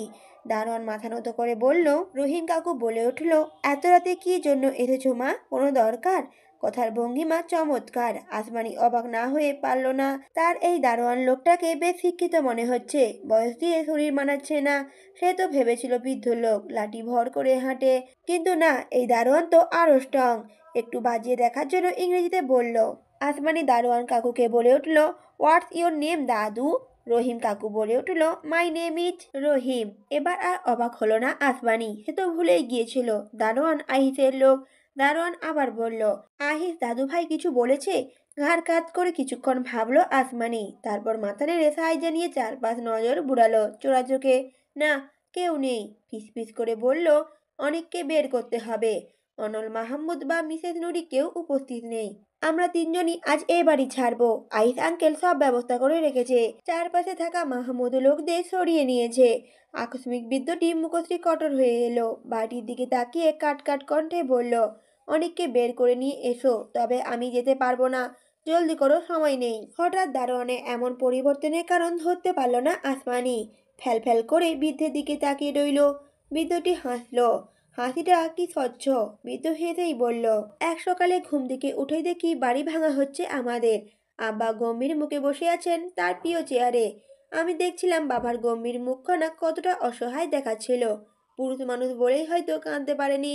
পূর্বপুরুষের তৈরি বাড়িটা, উত্তরাধিকার সূত্রে পাওয়া, কত মায়া মমতা মিশেছিল বাড়িটায়। অনল মাহমুদের বাবা ছিলেন অজিমুদ্দিন মাহমুদ। দানবের মতো শরীর, টাকার জোর, ক্ষমতার গদি সব ছিল। সাথে ছিল নির্দয় মন। তার কথায় পৃষ্ঠে কেউ কিছুই বলতে পারত না। জীবনের নরক যন্ত্রণা শুরু হতো। বাবা ছিল স্বাধীন চেতা মানুষ। রাজনীতির কোনো কথা শুনলেই রক্ত গরম হয়ে উঠত, ছোটে হাসি ফুটত। না সরকারের হুকুম মানত, না জনগণের। নিজের কাছে নিজে যা ঠিক মনে করত তাই করত। কোনো এক মিছিলে আজিমুদ্দিন মাহমুদের সাথে বাবার কথা কাটাকাটি হয়। বাবা জিতে যায়, কিন্তু পরের দিন সকালে বাড়ি ভাঙা শুরু হয়। আমরা ভাড়া বাসায় উঠলাম। যুবকদের সাথে পাল্লা দেওয়ার বাবা তখন খুব শান্ত, ভেতরে ভেতরে গুমড়ে মরতো। হঠাৎ একদিন হার্ট অ্যাটাকে মারা যান তিনি। বেশ খানিকটার সময় জোরে জোরে নিঃশ্বাস ফেলল বৃদ্ধ লোকটি। বয়সের ভারেই হয়তো এমন অবনতি। বাড়ির দিকে এক পলক তাকিয়ে বলল, বাবা যেদিন মারা গেলেন তার আগের দিন এই আজিমুদ্দিন মাহমুদ এই মাহমুদ ভিলার কাজ শুরু করেন। আমাদের জমিনে মাহমুদ ভিলা তৈরি করে তারা আনন্দে দিন কাটাতে থাকে। এমন করেই দিন কাটতে থাকে। এভাবে একদিন আহির দাদু ভাইয়ের সাথে দেখা হয় 2 বছর আগে। তখন থেকেই এখানে দারোয়ান হয়ে আছি। সকল খবরাখবর আহির দাদু ভাইকে দিই। আর দিনগুনি মাহমুদ ভিলাকে আগুনে পুড়ে ছাই হওয়া দেখায় আশায়। বাঁচবই বা আর কতদিন, কে জানে শেষমেশ প্রতিশোধ নিতে পারবো কিনা। শেষের কথাটা খুব করুণভাবে শোনালো। আসমানি অবাক চোখে বৃদ্ধকে দেখছে। লোকটা 35 বছর প্রতিশোধ নিতে এসেছে। কত জোর মনোবল, সাহস থাকলে এমন করা যায়। আসমানি শুকনো ঢোকিলে বাড়িটার দিকে তাকালো। আভিজাত্যে ভরা বাড়িটি আধুনিকতার ছোঁয়াতে কেমন জল জল করে। নিজের বলে দাবি করার লোকের অভাব নেই, অথচ যাদের মাটি কেড়ে নিয়ে বাড়িটি দাঁড়িয়ে আছে তারা দারোয়ান হয়ে অপেক্ষা করছে। আসমানি মনে হলো বৃদ্ধের জন্য তার কিছু করা দরকার। কি করবে কিছুক্ষণ ভাবলো, তারপর বৃদ্ধের হাত ধরে বলল, আহিত আপনার নাতি হলে আমি আপনার মেয়েই হব। আজকে আপনার মেয়ে আপনাকে শেষ বয়সে একটা দীর্ঘ বছরের জমে থাকা ইচ্ছেটা পূরণ করার সুযোগ করে দেবে। অপেক্ষা করুন, আসছি। আসমানি বৃদ্ধকে কিছু বলার সুযোগ না দিয়ে চলে গেল খুব তাড়াতাড়ি। দৌড়ে বাড়িতে প্রবেশ করে সিঁড়ি বেয়ে উপরে উঠে গেল। টিমে আলো জ্বলছে এমন ঘরটায় ঢুকে পড়ল নিঃসংকোচে। কিছুক্ষণ পর এক যুবকের হাত ধরে বেরিয়ে এলো ঘর থেকে। যুবকের হাঁটার গতি স্বাভাবিক। অনেককে দেখে অসুস্থ মনে হচ্ছে না। বাড়ি থেকে আসমানি বের হয়ে অনেককে গাড়িতে বসিয়ে দিয়ে আবার ভিতরে ঢুকে পড়ল। রান্নাঘরে একপাশে পরপর 3টে পেট্রোলের বোতল সাজানো। বেশ ভারী, কোনো রকম তুলে নিয়ে উপরে করিডোরে চলে গেল। তারপরে প্রত্যেকটা ঘরে পরপর কয়েকবার আপ ডাউন করে পেট্রোলগুলো ছড়িয়ে দিল। মুখশ্রী একটা গম্ভীর ভাব, যেন কেউ কথা বলার সাহস পাবে না। শেষ একটা বোতল নিয়ে আসমানি বাড়ি থেকে বেরিয়ে আসলো। বৃদ্ধ একই ভঙ্গিমায় দাঁড়িয়ে আছে। কোনো দিক না তাকিয়ে পুরো বাড়ির বাগানে চারপাশে ঘিরে পেট্রোল ছড়িয়ে দিয়ে হাঁপ ছেড়ে বাঁচল আসমানি। এগুলো সে নিজের সেফটি এবং শত্রুকে ইউনিক উপায়ে মাত দেওয়ার জন্য রেখেছিল। আজ সুযোগ হয়েছে, কোনো ছাড় নেই। লাইটার হাতে এগিয়ে এসে বৃদ্ধের দিকে বাড়িয়ে দিয়ে বলল। আসমানি বলল, শেষ নিঃশ্বাস কবে ফেলবো ঠিক নেই। মাহমুদের পতন না হয় এই বাড়িটা বিসর্জন দিয়েই হোক। যদিও প্রাণ নেই এই বাড়ির, তবুও আপনার ইচ্ছেটা আপনার হাতেই হোক। তাড়াতাড়ি করুন, ভোর হতে চলল। কথাটা শেষ করেই আসমানি গম্ভীর মুখে বাড়িটার দিকে তাকিয়ে রইল। বৃদ্ধের চোখে মুখে তখন তীব্র প্রতিশোধ। চোখ বুজে জোরে শ্বাস নিয়ে লাইটার অন করে দরজা দিয়ে ফিকে মারতেই আগুনটা তরতর করে বেড়ে গেল। আসমানি বৃদ্ধের হাত ধরে কিছুটা দৌড়ালো। তারপর গাড়িতে উঠতেই ড্রাইভার সময় নষ্ট করলো না, গেট পেরিয়ে বেশ খানিকটা দূরে দাঁড়ালো। তখনই শব্দ হলো ব্লাস্টের। রান্নাঘর যে খুব তাড়াতাড়ি এই আগুন ছড়িয়ে দেবে আসমানি জানতো। দূর থেকে বৃদ্ধ চোখ বড় বড় করে দেখে নিল। শীতল স্রোত বয়ে গেল যেন ভিতরে। পায়ের তলা কেমন শিরশির করে উঠল। অগ্নিশিখাগুলো যেন ক্রমশ বাড়ছে। কিছুক্ষণের মধ্যে হয়তো সবগুলো অ্যালার্ম বেজে উঠবে। আশেপাশের মানুষও টের পেয়ে যাবে। আসমানি গাড়ি স্টার্ট করার পারমিশন দিল। সাথে সাথে ভু ভু শব্দ করে গাড়ি চলতে শুরু করলো। পেছন দিকে দুজনে তাকিয়ে রইল। যত দূর দেখা যায় চোখের তৃষ্ণা মেটালো দুজনে। এভাবেই মাহমুদের পরাজয় নিশ্চিত। মাঝারি সাইজের এক তক্তপোষের বাবু হয়ে বসে আছে আদিল। মেহগনি গাছের পাতায় ফাঁক ফোকর দিয়ে এক ছিলতে রোদ ফর্সা শরীরটায় পড়ছে। ঘামে ভেজা মুখটা রোদের আলোয় খানিক চিকচিকি করছে। এলোমেলো উস্কো খুস্কো চুল, রক্তিম চোখ, গম্ভীর মুখশ্রী। সেটাকে সবার থেকে আলাদা লাগছে। কিছুটা নয়, একদমই আলাদা। হাতে রয়েছে সিগারেট, যা কিছুক্ষণ পর পর সিগারেটটা ফুঁকছে। হাতের নিচে একটি লাল লাল মাটির উপর 9টা সিগারেটে পোড়া অংশ পড়ে আছে। এতগুলো সিগারেট খেয়েও কোনো রকম না কেটে ধোঁয়াগুলো উড়িয়ে যাচ্ছে প্রতিনিয়ত। ভোর 6টা নাগাদ সে বসেছে। একবার মনে হয় বসার ভঙ্গিমা পরিবর্তন করেছিল। এখন 7টা বেজে 10 মিনিট। চলে আসার কথা এখন, তবে আসছে না। এদিকে যে আদিল মাহমুদের নির্দয় হৃদয়টা ক্রমশ ছটফট করে উঠছে। সেই কথা যদি কেউ মহারানীকে বোঝাতো, বুঝিয়ে কোনো লাভ নেই। মহারানী তো তাকে ভুল বুঝতেই সবসময় ওস্তাদ। আদিল লোহার গেট পেরিয়ে কেউ আসছে দেখতে পায়। এক ছুটে চোখের দৃষ্টিটা সেদিকেই চলে যায়। একরাশ স্নিগ্ধতা এসে ভর করলো চোখে মুখে। কাঁধ পর্যন্ত চুলগুলো উড়িয়ে মাথায় ওড়নার সামান্য অংশ ফেলে মেয়েটা এগিয়ে আসছে তার দিকে। প্রশান্তির ঢেউ বয়ে গেল যেন। মেয়েটা এক পা ফেলে যত তার দিকে এগিয়ে আসছে, সে ততবার রোমাঞ্চিত হচ্ছে। হুট করে আদিলের খেয়াল হলো, চুলগুলো তো কালকে এমন ছিল না। পিঠে ঝোরানো চুলগুলো তার আরেকটা ভালোবাসা ছিল। আদিলের বুঝতে খুব বেশি সময় লাগলো না। শুধুমাত্র তার জন্যই, তাকে কষ্ট দিবে বলেই মেয়েটা এত শখের চুল কেটে ফেলেছে। আদিলের এতক্ষণে স্নিগ্ধতা এক নিমেষে গায়েব হয়ে গেল। মুঠো ভর্তি রাগ এসে হানা দিল শরীরে। সিগারেটের পুরো অংশটা মাটিতে ছুঁড়ে ফেলে আরেকটা সিগারেট ধরালো। ততক্ষণে মীরা আপরা তার সামনে এসে দাঁড়িয়েছে। কিছুক্ষণ তীক্ষ্ণ চোখে মীরার দিকে তাকিয়ে রইল আদিল। তাকে থেকে হাত দিয়ে ইশারা করলো। সাথে সাথে দুটো লোক মাথা ঝুঁকে চলে গেল নিজ কাজে। বেশ কিছুক্ষণ দাঁড়িয়ে বিরক্ত হলো মীরা। অনেকটা পথ হেঁটে এসেছে, বাটা ব্যথায় টনটন করছে। আপরা নিশ্চুপ নজর ঘুরিয়ে বাড়িটা দেখছে। আরও কিছুটা সময় অতিবাহিত হওয়ার পর মীরা না পেরে আদিলের থেকে দূরত্ব বজায় রেখে তক্তপোষের উপর বসে পড়ল। মুচকি হাসল আদিল, যেন এই ক্ষণেরই অপেক্ষা করছিল সে। তবে দূরত্বটুকু সহ্য হচ্ছে না। মীরাকে না ছুঁয়েই দূরত্বটা ঘুচিয়ে দিল আদিল। আপরাকে উদ্দেশ্য করে বলে উঠল আদিল, দুজনকে বেশ মানিয়েছে না? আপরা প্রতি উত্তরে বলে উঠল, হ্যাঁ, বানরের পাশে মুক্তোর মালা। উত্তরটা দিয়ে আপরা চটজলদি নিজেও আদিলের পাশে বসে পড়ল। অচেনা কেউ দেখলে সুসম্পর্কের প্রতীক হিসেবে বাহবাও দিবে হয়তো। ঘরের খবর কয়জনই বা জানে। আপরা বিদ্রুপ কণ্ঠস্বর আদিল গায়ে মাখল না। মুচকি হেসে বলে উঠল, বানরের গলায় যখন মুক্তোর মালাটা থাকবে তখন বানর নিজেকে অত্যন্ত উচ্ছ্বাসিত মনে করবে। মালাটাকে এমনভাবে আঁকড়ে ধরবে এই মালা যেন কেউ ছিনে নিতে না পারে। নিত্য যত্ন নেবে, পরম আনন্দে আগলে রাখবে। কোনোদিনও যেন এই রাজত্ব নিজের থেকে ছুটে না যায় সেদিকে খেয়াল রাখবে। এক্ষেত্রে নিজেকে বানরের জায়গায় প্রতিস্থাপন করতে ক্ষতি নেই। আমার আবার মান অপমান বোধ খুবই কম, একটু নির্লজ্জও বটে।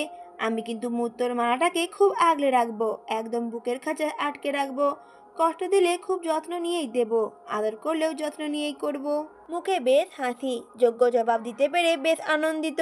মিনিটখানে চুপ থেকে আবারও বলল আদিল, অসুন্দরকে গোছগাছ করে রাখলেও মানানসই হয়ে যায়। সেখানে আপনার বন্ধু আমাকে মানিয়ে নিতে পারবে না, আমিও না হয় মানানসই হয়েই রইলাম। কথাটা শুনেই বিরক্ত দৃষ্টিতে চোখ মেলালো মীরা। কথাগুলো তার সহ্য হচ্ছে না, একদমই হচ্ছে না। তাই গম্ভীর কণ্ঠে বলে উঠল মীরা, কি জন্য এত জরুরি তলব? ধাক্কায় মরিনি বলেই কি মারতে এনেছেন? তো এত নাটকের কি আছে? একটা বুলেটই তো যথেষ্ট। প্রতি উত্তরে আদিল কোনো জবাব দিল না। তক্তপোষ থেকে উঠে দাঁড়িয়ে হনহন করে বাড়ির মধ্যে চলে গেল। মুখশ্রীতে রাগ খেলা করছে।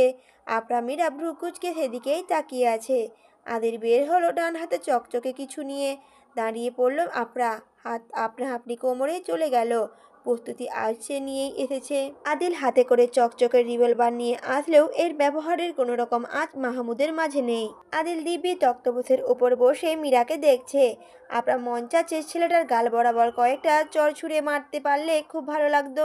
তবে সে প্রতিপক্ষের হামলার দিকে তাকিয়ে থাকে, নতুবা এক পা এগোনো তার পক্ষে সম্ভব নয়। আদিল মীরার দিকে দৃষ্টি ফিরিয়ে অদ্ভুত ভঙ্গিমায় শরীর দুলিয়ে হাসল। আকস্মিক প্রশ্ন করে বসল, আপনাদের মনে কোনো রকম প্রশ্ন নেই? আদিলের কথাটা শুনেই মীরা তক্তপোষে পা তুলে বসে খানিকটা ঝিমিয়ে নিল। বড্ড ঘুম পাচ্ছে তার। নরম সুরে শুধালো, মানুষের অঙ্গ নিয়ে কেন খেলছেন? অতি উত্তরে আদিল বলে উঠল, খেলছি কই, আমি তো মরা মানুষের অঙ্গ কাজে লাগাচ্ছি। আদিলের হেয়ালি কথা শুনে আপরা ও মীরার শরীর যেন জ্বলে উঠল। তাতে জাঁচ চেপে আপরা বলল, এসব নাটক অন্যদের সামনে দেখাবেন। আপনার কথা শুনে এক পলক আপনাকে দেখে গা ঝাড়া দেয় আদিল, যেন আপনার কথাটিকে সম্পূর্ণ অগ্রাহ্য করল। বিজ্ঞপ্তির মতো বলল আদিল, একটি মৃতদেহের অঙ্গ প্রতিস্থাপন করে আটজনের জীবন বাঁচানো যেতে পারে। আমি তো জীবন বাঁচাচ্ছি, দোষের কিছুই করছি না। তখন মীরা বলে উঠল, মানুষ মেরে মানুষ বাঁচানো, চুরি করে ধরা না পড়লে কিসের চোর? ব্যাপারটা এমন নয়। মীরার নরম কণ্ঠস্বর। আদিল হেসে উঠল। মেয়েটা চাইছে গলা ছড়িয়ে কথা বলতে, তবে পারছে না, শুধুমাত্র তার সামনে বসে আছে বলে। এই যে তার জন্য কতটা যে জয়ের তা কি মেয়েটা জানে? ভাবাবেশ কণ্ঠে বলে উঠল আদিল, মৃতদেহের ফুসফুস, হৃৎপিণ্ড, যকৃৎ, মূত্রগ্রন্থি, অগ্নাশয় ও খাদ্যনালীর নিম্নাংশ প্রতিস্থাপন করা সম্ভব। সচেতনতার অভাব এবং মানুষের অনাগ্রহের কারণে বাংলাদেশে এখনও অঙ্গ প্রতিস্থাপনের প্রক্রিয়াটি ফলপ্রসূ হয়ে ওঠেনি, এখনও তেমন কার্যকর নয়। এই দেশ সব কিছুর জন্যই অন্য দেশের উপর নির্ভরশীল। এক্ষেত্রে আমি মরা মানুষের অঙ্গগুলো বাইরে চালান করে তাদের বাঁচাতে সাহায্য করছি, অন্যদিকে বৈদেশিক মুদ্রা অর্জন করে দেশের কাজে লাগাচ্ছি। সরকার হয়তো সরাসরি পায় না, তবে হসপিটাল 3টা চললে কম টাকা তো লাগে না। গরিব মানুষ অনল মাহমুদের প্রশংসা এমনি এমনি করে না। বিনা টাকায় অপদার্থদের বাঁচাচ্ছি। অর্থ কি তারা দেয়, নাকি ডক্টর তিনি দেয়?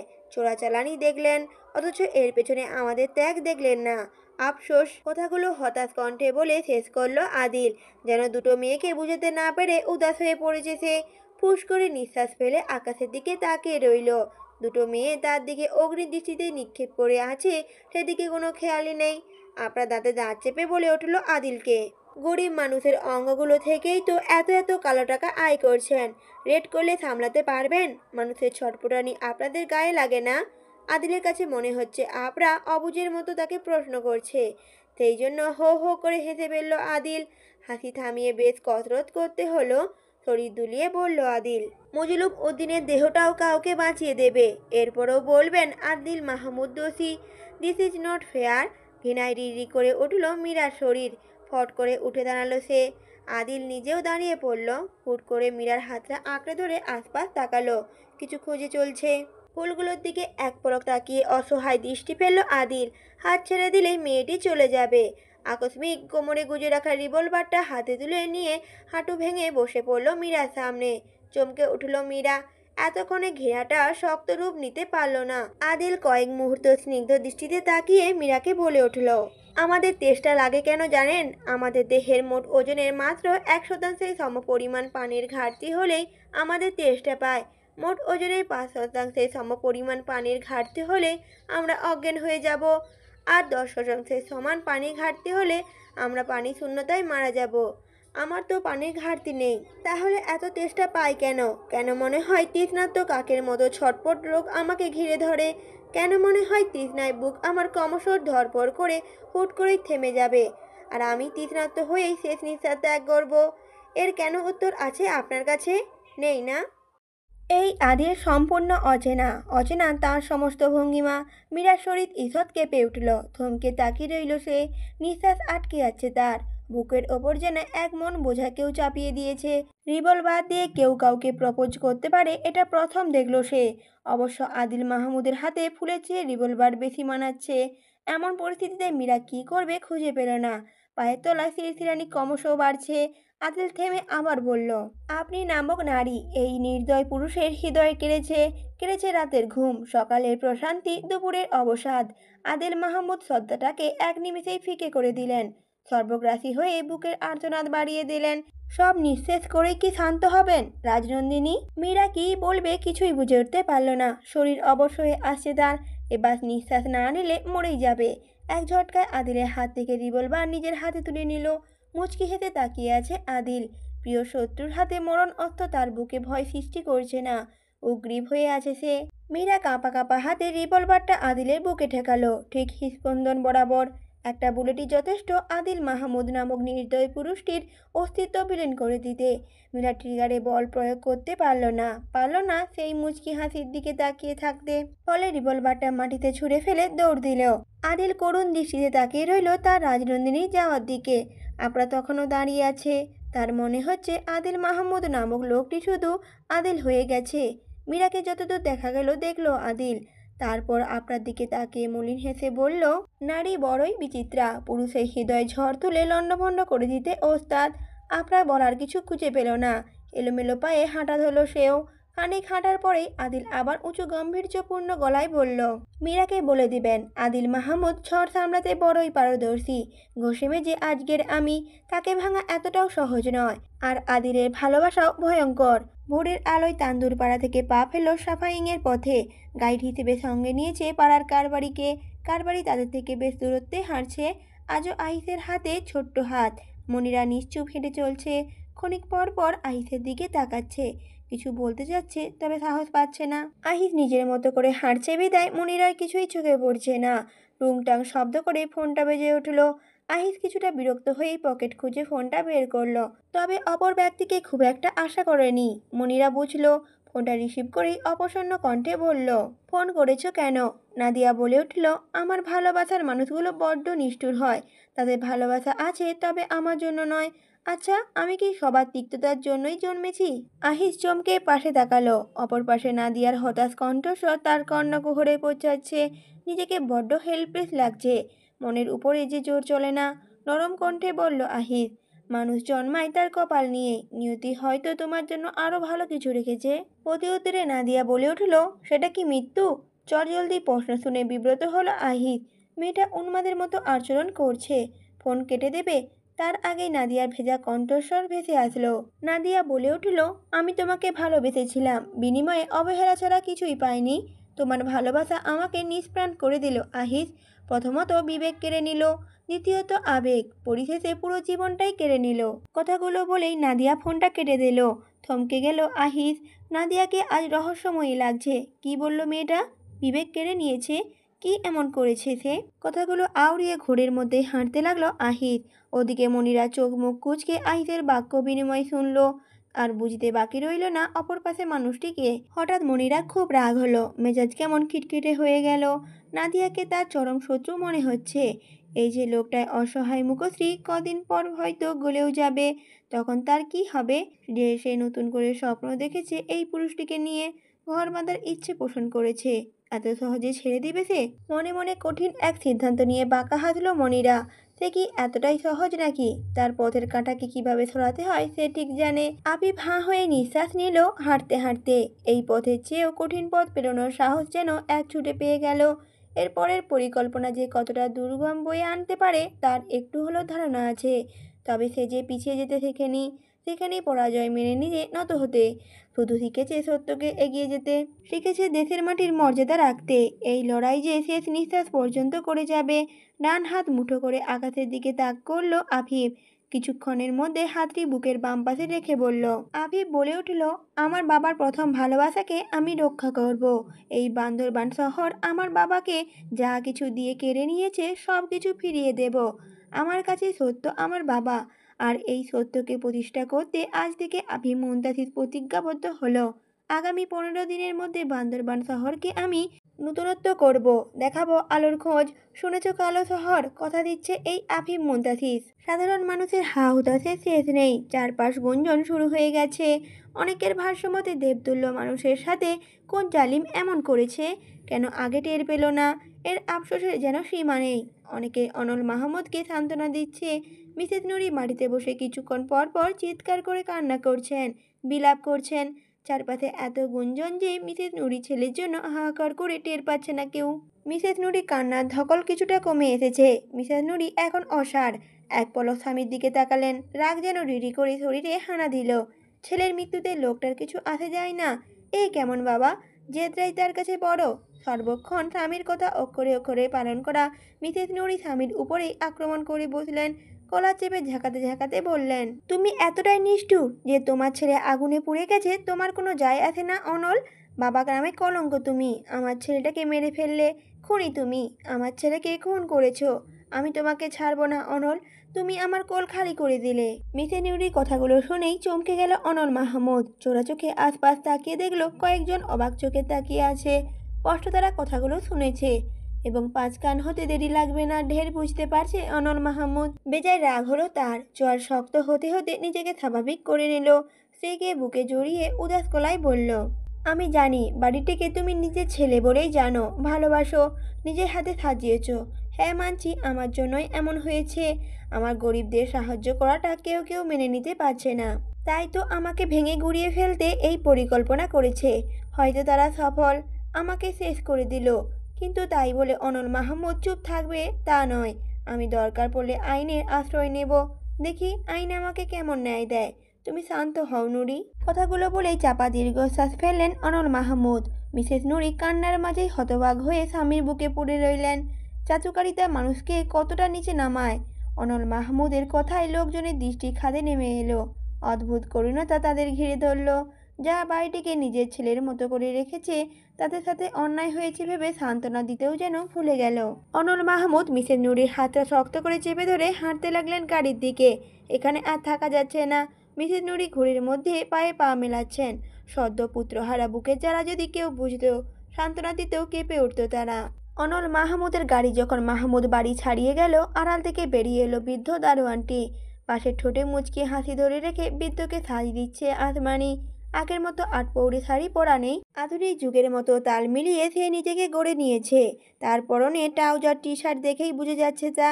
চট করে কেউ সন্দেহ করতেও পারবে না। ভাবছে হাঁটাহাঁটি করতে করতে এই পর্যন্ত এসে জটলা দেখে থেমে গেছে। কিছুক্ষণ পোড়াবাড়িটি দেখে আসমানি বলে উঠল, আপনার নামটা যেন কি? লোকটি বলল, রহিম। আসমানি বলল, কাঁদবেন না, আপনার চোখে জল দেখে লোক মিটিমিটি হাসবে। যুগী এমন। বৃদ্ধটি আসমানির কথায় হাসলো, দৃঢ় কণ্ঠে বলল, হাসার লোক যেমন রয়েছে কাঁদারও লোক রয়েছে, না হয় সান্ত্বনা দেওয়ারও লোক রয়েছে। পৃথিবীটাই এমন, ভালো মানুষ যদি বিলুপ্তই হতো, দেশ আর এভাবে এগিয়ে থাকতে পারতো না, গোপনীয়তা কিছুই থাকতো না। কথাগুলো বলতে বলতে হাত দুটো পেছনে জোট করে হাঁটতে লাগলো বৃদ্ধটি। আসমানিও দেখলো বৃদ্ধটির সাথে কথা বলতে তার মন খারাপ হয় না, মুগ্ধতার সাথে সময়টা কাটায়। আসমানি প্রসঙ্গ পাল্টে বলল, আপনি এখন বাড়ি যাবেন? বৃদ্ধ লোকটি বলল, ছেলের বাড়িতে থাকতে ইচ্ছে করে না, ইদানিং বুঝতে পারছি ছেলের বউয়ের কাছে চক্ষুশূল হয়ে গেছি। বড় কলেজের প্রফেসরের শ্বশুর দারোয়ানে চাকরি করে, ভাবতেই পারে না তারা। আমারও ঠিক পোষাচ্ছে না। যদিও ছেলেরা বাবা বলতে পাগল, তবে কি দরকার বলো তো? ছেলের সংসারে অশান্তি হোক চাই না। কদিন পর হয়তো ছেলেরও মত পাল্টে যাবে, তখন দেখা যাবে বৃদ্ধাশ্রমের নাম বলে ফেললো। ওই সময় দেখার শখ নেই, আগে ভাগে কেটে পড়া ভালো। সন্তান দুধে ভাতে থাকুক, প্রত্যেক বাবারা চায় তার সন্তান দুধে ভাতে থাকুক। বাবাকে বৃদ্ধাশ্রমে রেখে আসা ছেলেরাও হয়তো তার সন্তানের জন্য এই দোয়াটাই করে, অথচ তাদের ব্যক্তিত্বহীনতা তাদের ভবিষ্যৎ দুর্বল করে দেয়, বুঝতে পারে না। আসমানি বলতে চাচ্ছিল তার সাথে থাকতে, তবে কি মনে করে সে আর বলল না। যে লোক দুটো কথা হবে ভেবে ছেলের সংসার ছেড়ে দিচ্ছে, তাকে নিজের সাথে থাকতে বলে অসম্মান করতে চাইল না আসমানি। দুটো মানুষ চুপচাপ হেঁটে যেতে থাকলো। জীবন কত বিচিত্রময়, কত মানুষের বিচিত্র মনোভাব। কেউ বাবা মা হীন কেঁদে বুক ভাসায়, কেউ অবহেলায় ফেলে রাখে। আসমানি মনে উদয় হলো, পৃথিবীতে সবার যদি একই মনোভাব থাকতো, সৎ থাকতো সবাই, তাহলে কতই না ভালো হতো। বিশৃঙ্খলা দুঃখ বলে কিছুই থাকতো না। কথাগুলো ভেবেই হাসি পেল আসমানি। ধরতে পারলো তাকে আরো একটু বড় হতে হবে। কি সব ছেলে মানুষই ভাবনা ভাবছে, আদৌ সম্ভব?